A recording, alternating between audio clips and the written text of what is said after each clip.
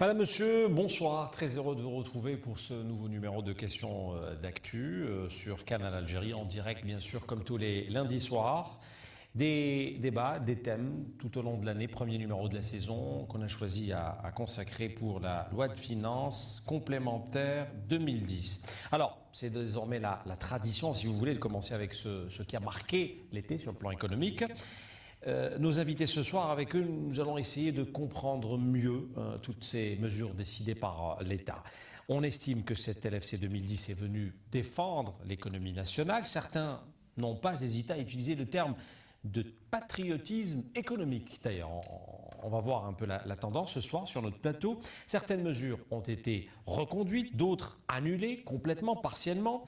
On peut citer par exemple le fameux crédit documentaire, le CREDOC, pour répondre un peu aux doléances des entreprises productives. Des PME sont exclues, cette mesure est applaudie par certains, d'autres disent que ce n'est toujours pas suffisant. Et puis il y a d'autres nouveautés également dans cette loi de finances complémentaire 2010, agriculture, sport, culture.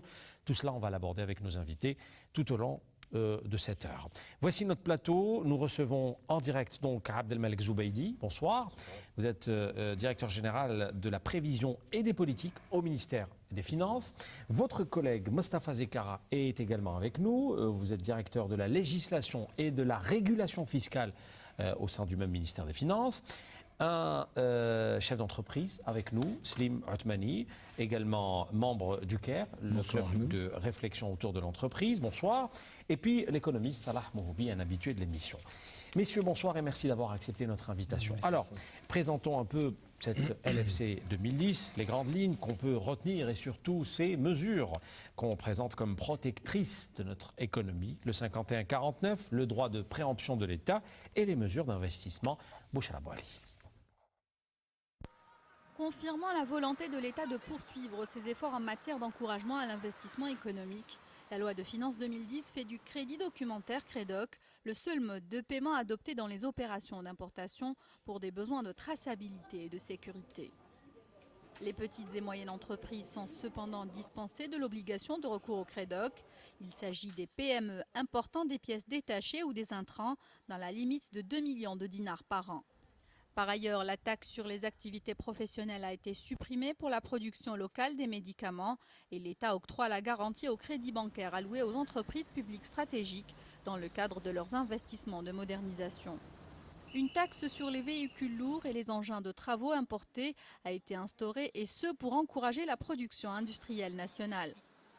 Des autorisations d'importation de chaînes de production rénovées en vue d'encourager l'investissement local et la délocalisation d'activités vers notre pays seront données selon les termes de cette loi. Autre mesure phare de la loi de finances, le droit de l'État de procéder à la reprise des actifs publics cédés dans le cadre des opérations de privatisation dans le cas où le repreneur ne s'acquitte pas de ses obligations. Il est également fait obligation pour l'entreprise étrangère soumissionnant pour un marché public de s'engager à réaliser un investissement en partenariat avec une entreprise locale, consolidant ainsi le choix de l'effort national dans toute entreprise d'investissement. La loi de finances 2010 consacre le principe 51%, 49%, selon lequel toute future création d'entreprise ou ouverture de banque ou d'établissement financier par un investisseur étranger est conditionnée par la détention de 51% du capital par des actionnaires nationaux. Le principe 51-49% n'a pas effet rétroactif sur les 16 banques et établissements financiers existant actuellement sur la place d'Alger. Cependant, ces derniers sont concernés par le droit de préemption de l'État en cas de cession, ainsi que par le droit de regard de l'État par sa présence dans les organes sociaux des banques à travers une participation symbolique. Afin justement de préserver les intérêts de l'économie nationale, la loi de finances a introduit un renforcement de l'exercice du droit de préemption de l'État sur toute cession d'actifs détenus en Algérie par des investisseurs étrangers, en frappant de nullité toute transaction réalisée à l'étranger sur ces actifs en violation de la loi nationale, ainsi que l'interdiction de cession aux étrangers des biens immobiliers récupérés ou nationalisés par l'État. Concernant le déficit prévisionnel du Trésor qui s'établit à 3 615 milliards de dinars, il sera couvert par le Fonds de régulation des recettes, dont le stock se situe à plus de 4 000 milliards de dinars, garantissant ainsi la sécurité des dépenses pour le moyen terme. Très bien. Alors, je vous le disais, avec nous ce soir sur le plateau, les pouvoirs publics, le ministère des Finances, ceux qui sont bien sûr derrière l'élaboration de cette loi de finances complémentaire, un économiste, un chef d'entreprise. Donc, chacun a sa façon de voir les choses. Je commencerai par vous, ministère des Finances. Je disais que vous êtes derrière l'élaboration de cette LFC 2010. Alors, il y a eu la loi de finances complémentaire 2009, on se rappelle, il y a tout juste un an. Elle a fait vraiment couler beaucoup d'encre, on va dire. Il y a eu ensuite la loi de finances 2010 et puis maintenant la loi de finances complémentaire 2010. Première question, est-ce qu'à votre avis, c'est la continuité? Monsieur Zekara ou Monsieur Zubaidi? Monsieur Zekara. Donc alors, disons, les choix ont été faits bien avant, donc dans la loi de finances complémentaire pour 2009. La loi de finances complémentaire pour 2010 est venue préciser certaines choses. Donc après une année d'exercice, donc on a constaté quelques anomalies dans le système et donc la loi de finances complémentaire est venue apporter des correctifs. Mais là, bon, ces correctifs peuvent être, disons, s'analyser comme étant une confirmation des choix économiques donc des autorités publiques de l'Algérie. Monsieur Zubaidi, sur le plan macroéconomique? Sur le plan macroéconomique, je dirais que la loi de finances complémentaire a été assise sur un comportement des indicateurs en raffermissement. Et donc ça donne plus de... on était dans une conjoncture où la capacité financière en termes d'épargne publique et en termes de réserve de change permettait donc de clôturer l'année 2010 dans de très bonnes conditions de couverture financière des opérations de l'État. Très bien. Alors, je m'adresse maintenant au chef d'entreprise. Qu'est-ce qui vous a le plus marqué dans cette LFC 2010? Slimane Mani. Oui, merci. En fait, ce qui est intéressant quand vous avez commencé votre intervention, c'est que vous avez parlé de la loi de finances complémentaire 2009 et M. Zikara l'a bien rappelé, il y a une continuité. Donc aujourd'hui, je pense qu'il ne faut absolument pas lire la loi de finances complémentaire 2010 comme étant une loi de finances complémentaire isolée. Elle est 100% issue de la loi de finances complémentaire 2009.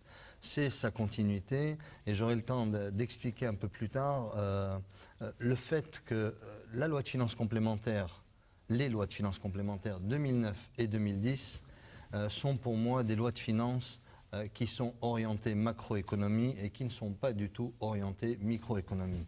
Or, le juste équilibre entre macroéconomique et microéconomique doit être trouvé aujourd'hui pour qu'il y ait de la prospérité dans la société algérienne.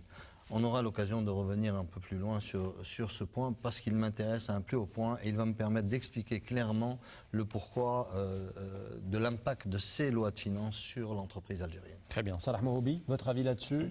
Qu'est-ce qui vous a le plus marqué dans cette LFC 2010? Principalement deux choses. La première chose, c'est que cette loi de finances complémentaire pour 2010, si vous voulez, intègre les évolutions futures des salaires au niveau de la fonction publique. Le budget de fonctionnement a connu un accroissement de 600 milliards de dinars, je crois, pour faire face, disons, aux augmentations prévues au niveau de la fonction publique. Ça, c'est une première observation. Je note que le budget de fonctionnement augmente très vite en Algérie depuis quelques années. La deuxième observation, c'est que cette loi de finances complémentaire reflète un peu, si vous voulez, la nouvelle doctrine économique et sociale des pouvoirs publics. Vous avez parlé tout à l'heure de patriotisme économique. Vous êtes d'accord avec ce terme, ceux qui l'ont utilisé, patriotisme économique? Il n'y a pas de raison. Tous les pays du monde l'utilisent. Je ne vois pas pourquoi que l'Algérie ne l'utiliserait pas. C'est un pays souverain qui a pris des mesures pour préserver ses équilibres internes et externes, pour protéger son économie. Je crois qu'on ne peut pas le lui contester. D'autant plus qu'à côté de cela, l'Algérie ne remet pas en cause, par exemple, les principes concernant l'ouverture économique ou l'économie de marché. Donc cette loi 2010 confirme, si vous voulez, ce qui a été décidé au niveau de la loi de finances complémentaire 2009, mais en lui donnant une assise un peu plus, disons, harmonieuse, homogène, parce qu'il s'agit de nouvelles orientations de la politique économique et financière du pays. Vous voulez rajouter quelque chose, Slimane Oui, Mani je voudrais juste intervenir par rapport à ce point de patriotisme économique. Je pense qu'il y a une confusion entre citoyenneté et patriotisme économique. Un de mes amis justement a attiré mon attention sur ce point et on a eu une longue discussion à ce sujet-là. Je pense qu'on est en train de pousser toute la société à se refermer sur elle-même et à ne pas regarder le monde extérieur.